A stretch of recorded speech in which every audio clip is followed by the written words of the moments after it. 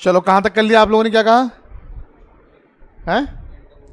10 तक हो गया है। चलो जी, question number 11th NCERT exercise 9.1। NCERT खत्म करके मैं आप लोगों को एक शीट दूंगा, ठीक है? उसमें बहुत सारे अच्छे अच्छे क्वेश्चन रहेंगे, इसके अलावा भी ये भी अच्छे क्वेश्चन है, एनसीईआरटी के सारे क्वेश्चन बढ़िया है, ठीक है? अब आते क्वेश्चन नंबर 11th में, देखो क्या बोला है। Question number 11th, a TV tower stands vertically on a bank of canal. समझ आया इतना? एक TV tower bank of canal, यानी कि एक नहर है, मान लो ये नहर है, नहर समझते हो ना, ठीक है? इसके किनारे में एक टीवी टावर है, ये बना दिया मैंने टीवी टावर। क्लियर हो गई बात? ये बैंक के किनारे मैंने क्या बना दिया? TV tower. आगे क्या बोलते हैं? From a point on the other bank directly opposite to the tower, बिल्कुल टावर के ऑपोजिट तरफ दूसरे किनारे से क्या बोल रहे? Directly opposite to the tower the angle of elevation of the top of the tower. बिल्कुल ऑपोजिट दूसरे किनारे से हम लोग टॉप ऑफ द टावर को देख रहे हैं, तो एंगल ऑफ एलिवेशन कितना बन रहा है? 60 डिग्री। मैंने आपको एक बात बताई थी, पहले ही बताई थी, मैंने कहा था अगर पॉइंट ऑन द ग्राउंड है तो आई का लेवल और ग्राउंड का लेवल एक रहता है, याद है? ठीक है, मान लो यहां पे टावर है तुम्हारे, यहां पे सामने टावर है, तो एंगल ऑफ एलिवेशन यानी कि ग्राउंड लेवल के साथ जो एंगल ऑफ एलिवेशन बन रहा है वो कितना बन रहा है? 60 डिग्री। ये हो गया। अब आगे क्या बोलते हैं, पढ़ो जरा। फिर बोलते हैं from another point 20 meter away from this point on the line joining the point of this point to the foot of the tower the angle of elevation of the top of the tower is 30 degree. बोले इसी line में, ठीक है, वो line जो कैसे प्राप्त हो रही है, इस पॉइंट को फुट ऑफ द टावर से जोड़ के प्राप्त हो रही है, इसी लाइन में हम किसी और पॉइंट से देख रहे हैं, तो एंगल ऑफ एलिवेशन कितना दिख रहा है? 30 डिग्री। बात समझ में आ गई? अब आपको एक बात पता होगी, जैसे जैसे दूर जाते हैं एंगल ऑफ एलिवेशन भी छोटा होता जाएगा। बात समझ में आ गई? जैसे जैसे हम दूर जा रहे हैं, ठीक है, तो हमारा एंगल ऑफ एलिवेशन क्या होगा? छोटा होता जाएगा। पास जाएंगे तो एंगल ऑफ एलिवेशन क्या होता जाएगा? बढ़ता जाएगा। पता है ना? जैसे मैं ऐसे चल रहा हूं, मैं इसके टॉप को देख रहा हूं अभी, ठीक है, तो मैं धीरे धीरे पास जाऊंगा तो एंगल ऑफ एलिवेशन मेरा बढ़ता रहेगा, और दूर जाऊंगा तो एंगल ऑफ एलिवेशन घटता रहेगा। तो इन्होंने यही बोला है। एक और कोई पॉइंट है जहां से एंगल ऑफ एलिवेशन कितना है? 30 डिग्री है। समझ में आ गई बात? ठीक है, अब मैं ये कैनाल मिटा रहा हूं, आप कुछ समझ गए होंगे। ये कैनाल हल्का सा निशान रख रहा हूं बस, ये हो गया। तो ये मान लेते ए है, ये बी है, ये सी है और ये डी है। देखा जाए तो विड्थ ऑफ कैनाल जो है बीसी हो गया। ठीक है, आगे बोलते क्या, आगे पढ़ लेते हैं। बोला है कि ये जो पॉइंट है ना, ये पिछले पॉइंट से 20 मीटर की दूरी पे, 20 मीटर्स की दूरी पर है। समझ में आ गई बात? आपको बोला है find the height of the tower. एक तो हाइट ऑफ द टावर निकालनी है, इसको मैं एच मान रहा हूं फिलहाल के लिए, और दूसरा बोला है विड्थ ऑफ द कैनाल, और कैनाल की विड्थ भी निकालनी है। कैनाल की विड्थ को मैंने एक्स मान लिया। समझ आ गई बात? बस अब पहले मैं सारे असम्पशंस लिख देता हूं। Let A B is equal to H meters be the height of what? Tower. इतनी बात समझ आ गई? Let B C which is equal to X meter में अज्यूम कर रहा हूं, be the width of canal. बताओ जी, बात समझ आ गई? अच्छा, अब आपको पता है एंगल ऑफ एलिवेशन, हमें ट्राइंगल वो सिलेक्ट करना चाहिए इसमें एंगल ऑफ एलिवेशन आता हो 90 डिग्री आता हो। तो अगर मैं 30 डिग्री सिलेक्ट कर रहा हूं एंगल ऑफ एलिवेशन, तो ट्राइंगल का नाम पूरा क्या होगा? इन ट्राइंगल, कौन सा ट्राइंगल? A B D. बिल्कुल सही। पता बेस है, निकालना परपेंडिकुलर है। बेस और परपेंडिकुलर उसमें आता है, tan में कॉट में tan लगा सकते हैं, तो जगह tan 30 degree is equal to what? Perpendicular यानी h अपॉन बेस। बेस ये पूरा हो जाएगा, ये कितना हो जाएगा? x plus 20। बताओ जी, बात से में आ गई? वैल्यू ऑफ tan 30 कितना होता है? 1/√3 h बाय x प्लस 20। यहां से h की वैल्यू निकाल लेते हैं, x प्लस 20 ऊपर चला जाएगा, तो x plus 20/√3 is equal to h। अब चाहे तो आप h इधर लिख लो, इसको इधर लिख लो, है ना? तो h इज इक्वल टू कितना हो गया? x plus 20/√3। This is your equation number 1। एक बार मैंने ले लिया ये वाला एंगल ऑफ एलिवेशन, एक बार ये वाला एंगल ऑफ एलिवेशन लूंगा, तो ट्राइंगल कौन सा लूंगा बताओ? इन ट्राइंगल कौन सा ट्राइंगल? ए सी बी बोल लो या ए बी सी बोल लो, क्या हो जाएगा बताओ? tan 60 degree is equal to perpendicular यानी h अपॉन x। अच्छा पिछले वाले, जब हमने पिछले वाला ट्राइंगल लिया था तब भी हमने एच की वैल्यू निकाली थी, यहां से भी एच की वैल्यू निकाल लेते हैं, फिर दोनों को क्या कर देंगे, बराबर रख देंगे। तो ये हो जाएगा √3 is equal to H upon X. ये एक्स यहां चला जाएगा तो एक्स √3 इज इक्वल टू क्या आ गया, एच। सेकेंड इंफॉर्मेशन, तो इक्वेटिंग 1 and 2, 1 और 2 को बराबर रख दिया, तो x √3 is equal to X plus 20 by √3, हाँ है ना, x √3 is equal to X plus 20 by √3। √3 यहां मल्टीप्लाई होगा, √3 इंटू √3 3, तो 3x इज इक्वल टू क्या हो जाएगा, x प्लस 20। ये इधर जाएगा तो हो जाएगा 2x is equal to 20, x is equal to कितना हो जाएगा, 10 आ गया। x क्या था, विड्थ ऑफ द कैनाल, ठीक है। From equation number 2, equation number 2 से मैं h भी निकाल सकता हूं, निकाल तो मैं यहां से भी सकता हूं, पर ये ज्यादा आसान है ना। So from equation number 2 h is equal to कितना आ गया, x √3, और x में ऑलरेडी निकाल चुका था 10, यानी 10 √3। √3 की वैल्यू रख सकते हैं 1.732, तो जाएगा 17.32 मीटर्स। देयरफॉर लास्ट में लिख देते हैं height of tower, height of tower कितना हो गया, 17.32 meter, and width of canal, width of canal कितना हो गया, 10 मीटर्स। दोनों आंसर आ गए, समझ में आ गई बात, ठीक है।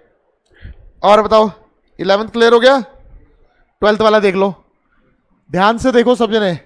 12th वाला क्वेश्चन, आपको डायग्राम सही बनाना है, डायग्राम सही बना तो आधा क्वेश्चन हो गया।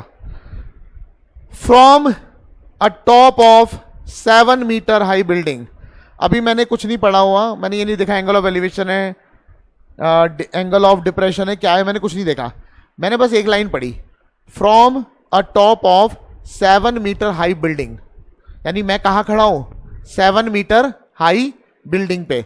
तो सबसे पहले मैं 7 मीटर ऊंची बिल्डिंग बना देता हूं, लो जी 7 मीटर हाई मैं बिल्डिंग बना चुका हूं, मैं इसके टॉप पे खड़ा हूं, समझ आ गई बात, मैं इसके टॉप पे खड़ा हूं और मेरी हाइट तो नहीं दे रखी है, मतलब मैं या जो भी खड़ा है उसकी हाइट तो नहीं दे रखी, तो मैं एक पॉइंट ऑब्जेक्ट की तरह ट्रीट करूंगा, यानी कि आई लेवल कहां पे होगा, 7 मीटर ऊंचाई पे, ये आई लेवल भी आ गया, बात समझ आ गई। अब जो भी एंगल ऑफ एलिवेशन बनेगा या एंगल ऑफ डिप्रेशन बनेगा वो इसके ऊपर या फिर नीचे बनेगा। पढ़ते आगे क्या बोला है, from a top of 7 meter high building the angle of elevation of the top of cable tower is 60 degree. बात समझ आ गई। हम यहां से किसको देख रहे हैं, top of cable tower, cable tower मतलब टावर जिसमें केबल लटके हो, ये हो गया केबल टावर। ऑब्वियसली बात है ऊंचाई पे होगा, ठीक है ना, बिल्डिंग से ऊंचाई पे होगा, तभी तो एंगल ऑफ एलिवेशन बन रहा है, हाँ या ना। तो हम यहां से जब टॉप को देख रहे हैं तो एंगल ऑफ एलिवेशन कितना बन रहा है, 60 डिग्री। समझ में आ गई बात, एंगल ऑफ एलिवेशन कितना बन रहा है, 60 डिग्री। आगे क्या बोला है, पढ़ो, and the angle of depression of the foot of the tower, angle of depression, भाई एंगल ऑफ डिप्रेशन भी तो आई लेवल के साथ बनेगा, तो आई लेवल के साथ एंगल ऑफ डिप्रेशन बना कितना, 45 डिग्री। तो ये होगा 45 डिग्री, गलत मत मार्क करना, कई लोग इधर 45 मार्क करते थे, नहीं, हमेशा आई लेवल के साथ ही होता है, आई लेवल के साथ नीचे एंगल बनेगा तो डिप्रेशन, ऊपर एंगल बनेगा तो एलिवेशन। बताओ इतनी बात समझ आ गई, डायग्राम क्लियर है। आगे क्या बोलते हैं, determine the height of the tower, आपको हाइट ऑफ द टावर निकालनी है, बात समझ आ गई। अच्छा कई लोग क्या बोलते हैं, ये 7 मीटर है तो ये 7 मीटर है, बिल्कुल सही बात है ये, ठीक है, जैसे ये ए हो गया, ये बी हो गया, सी हो गया, डी हो गया, ई हो गया, तो कई लोग बोलते हैं 7 मीटर है तो ये 7 मीटर हो गया 7 मीटर। फिर कई लोग क्या करते हैं, बचे हुए लेंथ को एच मानते हैं, ठीक है ना, बचे हुए लेंथ को एच मानोगे तो लास्ट में जब आप एच निकालोगे ना उसमें अलग से 7 ऐड करना पड़ेगा टावर की हाइट निकालने के लिए। तो मैं कभी भी बचे हुए को नहीं मानता एच, मैं हमेशा किसको मानूंगा, पूरे को एच मानूंगा। बताओ इतनी बात समझ आ गई। अच्छा ये 7 मीटर है, ये तो क्लियर ही है, ये तो बिल्कुल सही बात है, ये 7 मीटर है। अब सोचो अगर मैं ये वाला ट्राइंगल यूज करूंगा तो ये जो लेंथ मैं लूंगा कितना लूंगा, h-7, इसको क्या लूंगा, बताओ जी, बात समझ आ गई। देखो जरा सबसे पहले यहां लिख देता हूं, let ED be the building, ED is equal to 7 meter be the building, ED को मैंने मान लिया बिल्डिंग जो कि दे रखा है 7 मीटर। अच्छा एंड AC जो कि H मान लिया मैंने, H meter, be the tower. समझ आ गई बात? ठीक है, क्लियरली मैं एक बात कह सकता हूं, B C is equal to E D which is equal to 7 meter. B C किसके बराबर हो जाएगा? ई डी के बराबर हो जाएगा। देयरफॉर ए बी यानी ये वाला बचा हुआ h माइनस 7 मीटर। बताओ जी, इतनी बात समझ आ गई? अब हमें कौन से दो ट्राइंगल लेने हैं और हमें क्या क्या लेना है? टैन लेना है, क्या लेना है? टैन ही लेना है, क्योंकि ये जो साइड आप देख रहे हो ये ऊपर भी कॉमन इन ट्राइंगल में, नीचे भी है, तो कॉमन साइड तो यूज करना है। और जो कॉमन साइड है वो यहाँ बेस का काम कर रहा है और एक तरह से परपेंडिकुलर पता है या अननोन के फॉर्म में पता है, जो भी है। ठीक है, तो मैं इसको और इसको यूज करने वाला हूं, यानी मैं टैन यूज करूंगा। समझ में आ गई बात? एक तो ऊपर वाला ट्राइंगल यूज करूंगा। नाम क्या है ऊपर वाले ट्राइंगल का बताओ? In triangle A B E. इसमें क्या लगाऊंगा मैं? tan 60 degree is equal to perpendicular यानी A B by base. Base क्या है? बीई। tan 60 कितना होता है? √3। ए बी कितना है? h minus 7। ये देखो, है ना? इतने को मैं x मान सकता हूं, मानना है मान ही लो, बल्कि इसको x मान लो। जो कॉमन है उसको मैंने क्या मान लिया? x। समझ आ गई बात? अब चाहे तो आप यहां से x की वैल्यू निकाल लो, चाहे h की निकाल लो, किसी की भी निकाल सकते हैं। x निकालना आसान पड़ रहा है, x को ऊपर ले जाऊंगा, √3 को नीचे लाऊंगा, तो x इज इक्वल टू कितना हो गया? h minus 7 by √3। ये हो गया इक्वेशन नंबर 1। बताओ बात समझ आ गई? ठीक है, इन ट्राइंगल। और दूसरी चीज, मुझे ना यहाँ हाइट निकालनी है, तो जो निकालनी होती है उसको एलिमिनेट नहीं करवाना, उसकी वैल्यू मत निकालना, क्योंकि जिसकी वैल्यू निकल जाएगी वो एलिमिनेट हो जाता है। समझ आ गई बात? देखो पिछली बार किसकी वैल्यू निकाली थी हमने? h की वैल्यू निकाली थी। h की वैल्यू निकाली थी तो पहले ना h नहीं आया, पहले क्या आ गया? x आ गया। h बाद में आया था तो एलिमिनेट हो गया था। जिसकी वैल्यू निकालते हो वो एलिमिनेट हो जाता है। तो मैं नहीं चाहता h एलिमिनेट हो, क्योंकि h की वैल्यू निकालनी है। तो मैं किसकी वैल्यू निकाल रहा हूं यहाँ पे? x की वैल्यू निकाल रहा हूं ताकि x एलिमिनेट हो। ठीक है, मतलब x को मैं सब्जेक्ट बना रहा हूं। इन ट्राइंगल ए बी ई तो हो चुका है, ए बी ई हो चुका है। अब कौन सा ट्राइंगल यूज करूंगा? बी सी ई बोल लेते हैं, बी सी ई। इसमें क्या यूज करूंगा? tan 45 डिग्री, हाँ है ना? Is equal to perpendicular. इसके लिए परपेंडिकुलर क्या होगा? 7 अपॉन x, हाँ है ना? tan 45 कितना होता है? 1 is equal to 7 upon x। यहां से x की वैल्यू कितनी आ गई? 7। Equation number 2। बताओ जी, इतनी बात समझ आ गई? अब मैं क्या करूंगा? x की वैल्यू तो आ चुकी है, यहां पुट कर दूंगा, तो मैं बोलूंगा put x is equal to 7 in equation 1। Equation number 1 में रख दो, तो 7 is equal to h minus 7 by √3। हमारा मकसद क्या है? h की वैल्यू निकालना है, इसको इधर भेज देंगे तो जाएगा 7 √3 is equal to h minus 7। Minus 7 को इधर भेज देंगे तो h is equal to 7 √3 plus 7। समझ आ गई बात? 7 कॉमन निकाल लेंगे, बचेगा √3 प्लस 1। 7 ये हो जाएगा 1.732 प्लस 1। 7 multiply by 2.732। 7 2 जा 14, 1 कैरी, 7 3 जा 21, 22, 2 कैरी 49, 51, 5 कैरी, 7 2 जा 14 और 19, तो 19.124 मीटर्स। ये हमारा आंसर आ गया। क्लियर हो गई बात? जल्दी से नोट कर लो, फिर आगे करते हैं।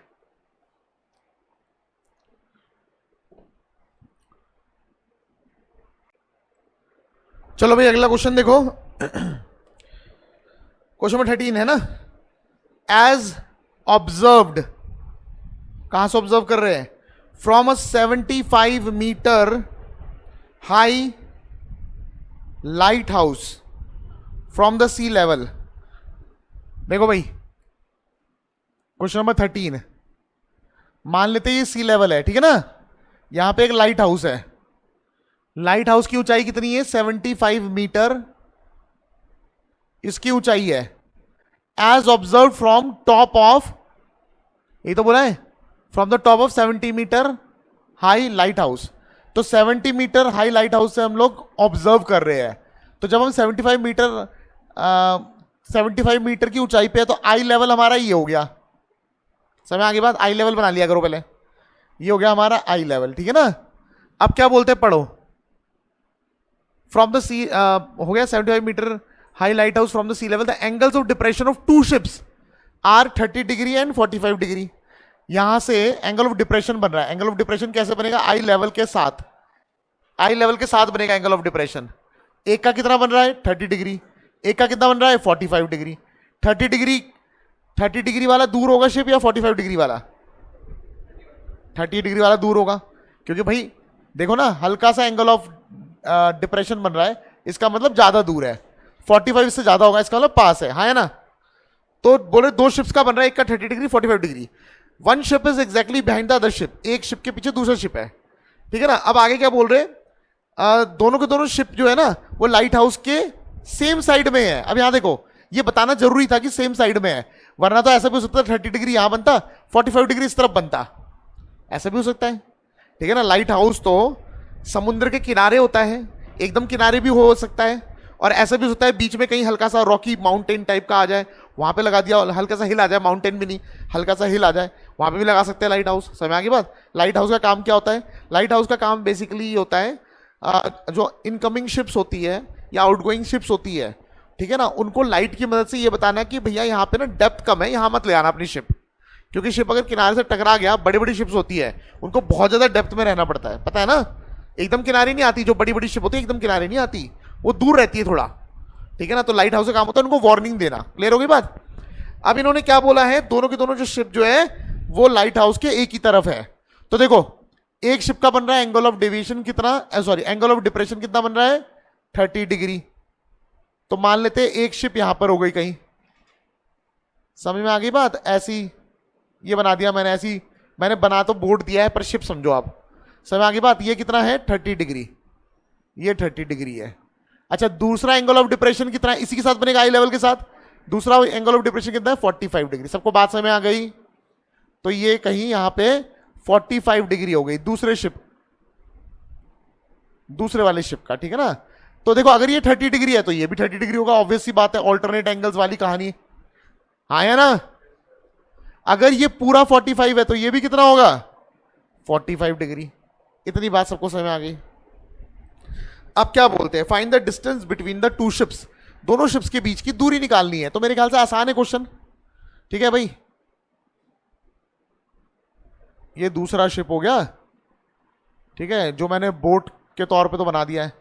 इनके बीच की दूरी निकालनी है, तो मान लेते हैं इनके बीच की जो दूरी है वो x मान लेता हूं मैं, कितना मान लेता हूं x मान लेता हूं, और जो टोटल है, ठीक है, टोटल को चलो मैं y भी मान सकता हूं, नहीं तो जरूरत नहीं है, x भी क्यों मानना, कुछ नहीं मानते, चलो छोड़ो। इसका नाम हो गया a, इसका नाम हो गया b, इसका नाम हो गया c, इसका नाम हो गया d। समझ आ गई बात। Let A B is equal to 75 meter be the lighthouse. ये क्या है, लाइट हाउस है। सबको बात समझ आ गई, ठीक है। C D be the distance between the ship, be the distance between the ships, ठीक है। कौन कौन से ट्रायंगल लेने हैं, कर सकते हो खुद से, कर लोगे, चलो करते रहो साथ साथ, मैं यहां करता रहता हूं, तुम अपनी कॉपी में करते रहो। तो दो ट्रायंगल ले रहा हूं मैं, कौन कौन से ट्रायंगल ले रहा हूं, ए बी सी। एक तो मैंने ये ट्रायंगल ले लिया, इसमें लगा दूंगा मैं 10 45 डिग्री, ठीक है। इस वाले ट्रायंगल में मैं लगा दूंगा 10 45 इज इक्वल टू परपेंडिकुलर यानी कि ए बी अपॉन बेस यानी कि बी सी। 10 45 होता है 1, ए बी हमें पता है 75 और बी सी अननोन है, तो यहां से मैं बी सी निकाल लूंगा। बी सी कितना आ गया 75 मीटर। अब मैं दूसरा ट्रायंगल ले लूंगा, इन ट्रायंगल मुझे पता है ये वाला एंगल लेना है, साथ में 90 डिग्री लेना है, तो बड़ा वाला ट्रायंगल ले लूंगा A B D, in triangle A B D. इसमें हो जाएगा tan 30 degree, tan 30 degree is equal to ये वाला ट्रायंगल ले रहा हूं तो परपेंडिकुलर हो गया ये पूरा यानी ए बी अपॉन बेस हो गया पूरा बी डी। tan 30 कितना होता है, tan 30 होता है 1/√3 is equal to A B जो कि 75 गिवन है अपॉन बी डी। तो यहां से बी डी निकल आएगा, बी डी आ जाएगा 75√3, तो बी डी यानी पूरा आ गया, और बी सी भी हमने पहले निकाल रखा था, तो दोनों को माइनस कर देंगे। Therefore distance between ships is equal to पहले पूरा B D minus B C.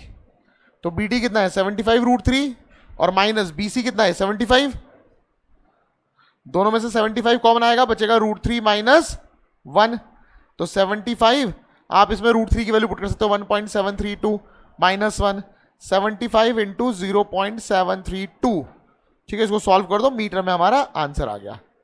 तो मेरे ख्याल से इजी क्वेश्चन है, समय आ गया ना। अब आ जाओ अगले क्वेश्चन में, आ जाओ 14 क्वेश्चन में आ जाओ बेटा फटाफट। पढ़ो क्वेश्चन नंबर 14 क्या है, पढ़ो जरा एक बार। देखो भाई question number 14, a 1.2 metre tall girl spots a balloon moving with the wind in a horizontal line at a height of 88.2 meter from the ground. अच्छा यहां सुनो, इस वाले क्वेश्चन में लड़की की हाइट दे रखी है। जब लड़की की हाइट दी होती है तो लड़की की हाइट को बनाना है, नहीं दिया होता तो हम लोग ग्राउंड लेवल पे आई लेवल लेते। अभी जो आई लेवल है वो ग्राउंड लेवल से 1.2 मीटर की ऊंचाई पर है। बताओ इतनी बात समझ आ गई। ऐसे ही एक क्वेश्चन ने पहले भी किया था, लड़का भी शायद ऐसी था 1.2 मीटर की, 1.5 मीटर टॉल बॉय था, क्वेश्चन नंबर 6 में। समझ आ गई बात। इस बार लड़की की हाइट कितनी है, 1.2 मीटर। अब ये क्या स्पॉट करती है, ये एक उड़ते हुए बैलून को देखती है। मान लो ये लड़की है 1.2 मीटर की, ठीक है ना, ये एक बैलून को देख रही है विच इज मूविंग हॉरिजॉन्टली। मतलब बैलून जो है ना वो ऊपर नहीं जा रहा, वो बैलून ऐसे में जा रहा है। समझ आ गई बात। बैलून कैसे जा रहा है, हॉरिजॉन्टली ट्रेवल कर रहा है। ये तो बोला है, पढ़ो। A 1.2 meter tall girl spots a balloon moving with the wind in a horizontal line at a height of 88.2 meter. ये रहा ग्राउंड लेवल। ग्राउंड लेवल से कितनी ऊंचाई पे बैलून स्पॉट करती है, ये हो गया मान लेते हैं बैलून। ये जो हाइट है ये है 88.2 मीटर। बात समझ आ गई। लड़की की ये हाइट है तो आई लेवल लड़की का ये हुआ। बताओ बात समझ आ गई सबको, यहां तक बात समझ आ गई, ठीक है ना। पढ़ो आगे क्या बोला हुआ है। आगे बोलते हैं the angle of elevation of the balloon from the eyes of the girl at any instant is 60 degree. बोल रहे हैं कि जो इसका एंगल ऑफ एलिवेशन बन रहा है बैलून का, तो आई लेवल के साथ ही बनेगा। वो कितना बन रहा है, 60 डिग्री। बताओ जी इतनी बात समझ आ गई। आगे पढ़ो। After some time the angle of elevation reduces to 30 degree. कुछ समय बाद बैलून भैया मूव कर रहा था, ऐसे मूव करते करते दूर आ गया। समझ आ गई बात। उन्होंने बोला था ना हॉरिजॉन्टली आएगा, पता है ना। तो बैलून ऊपर नहीं जा रहा, बैलून हॉरिजॉन्टल लाइन में ट्रेवल कर रहा है। तो एंगल ऑफ एलिवेशन 30 डिग्री हो गया। इसका मतलब है बैलून और दूर चला गया। सही बात है ना, लड़की उधर ही है। तो इस बार जो एंगल ऑफ एलिवेशन बन रहा है वो कितना बन रहा है, 30 डिग्री। हाइट वही है 88.2 मीटर। बताओ जी सबको बात समझ आ गई। ट्राइंगल का नाम रख लेते हैं, ए बी हो गया, सी हो गया, डी हो गया, ई हो गया, एफ हो गया, जी हो गया और ये एच हो गया। बताओ बात समझ आ गई। अच्छा कौन कौन से ट्राइंगल लेंगे बताना जरा। एक ट्राइंगल कौन सा लेंगे बताओ, दोनों ट्राइंगल बताओ। एक तो हो जाएगा ए बी ई, बिल्कुल सही बात है। क्यों भैया, क्योंकि इसमें 60 डिग्री आ रहा है, एंगल ऑफ एलिवेशन आ रहा है और 90 डिग्री भी आ रहा। और दूसरा ट्राइंगल कौन सा लेंगे, एच बी जी, बिल्कुल सही। ये दो ट्राइंगल लेंगे। समझ आ गई बात। तो पहले हम यहां बता देते हैं, let B C is equal to कितना है, 1.2 मीटर है, बी द गर्ल, ये लड़की हो गई। बात समझ आ गई। अच्छा उसके बाद हम बोल सकते हैं ए डी जो कि 88.2 मीटर है, B the height of the balloon. सही बात है, हाइट ऑफ बलून।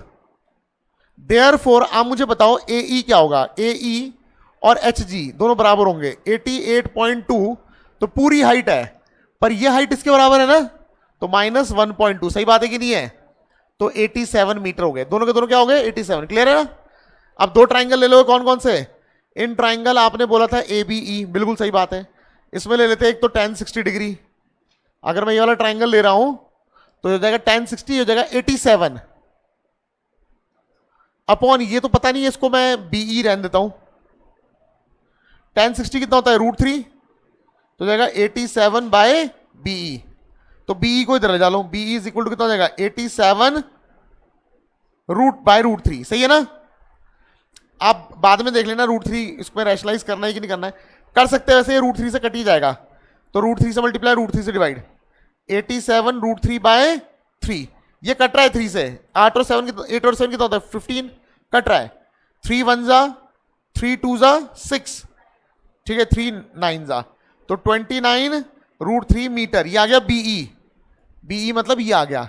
अच्छा क्वेश्चन में पूछा गया था, निकालना क्या है। क्वेश्चन में ये पूछा है बैलून कितना ट्रेवल करके गया है, ये तो बोला है। ठीक है, find the distance travel by the balloon during the interval. तो बैलून यहां से लेकर यहां तक ट्रेवल करके गया, कितना ट्रेवल किया है, तो आप ये डिस्टेंस निकाल लो या फिर ये डिस्टेंस निकाल लो, बात एक ही है। क्लियर हो गई बात। दूसरा ट्राइंगल कौन सा लेना था, इन ट्राइंगल कौन सा लेना था, एच बी जी। इसमें हो जाएगा tan 30 डिग्री, tan 30 परपेंडिकुलर यानी एच जी। ठीक है, अपॉन बेस, बेस क्या है बी जी, सही है ना। tan 30 कितना होता है 1/√3। एच जी कितना है 87/BG। यहां से BG आ जाएगा, BG कितना आ जाएगा 87√3 मीटर। BG पूरा आ गया, BE ऑलरेडी पता है। BG में से अगर BE निकाल दूंगा तो बैलून ने कितना डिस्टेंस ट्रेवल किया वो मिल जाएगा, हाँ या ना। समझ आगे बात। Therefore distance travelled by balloon is equal to BG minus BE। 87√3 minus 29√3। √3 common निकाल सकते हो, 87 में से 29 माइनस करोगे कितना आएगा 8। ठीक है, यहां कितना हो गया 7, 58 है ना, √3। ठीक है, आप इसको √3 को मल्टीप्लाई भी कर सकते हो। हमारा मीटर्स में आंसर आ चुका है। सबको बात समझ में आ गई, क्लियर हो गई बात, नोट कर लो। बेटा आज हाइट एंड डिस्टेंस के लिए होमवर्क भी दे रहा हूं, ठीक है। शीट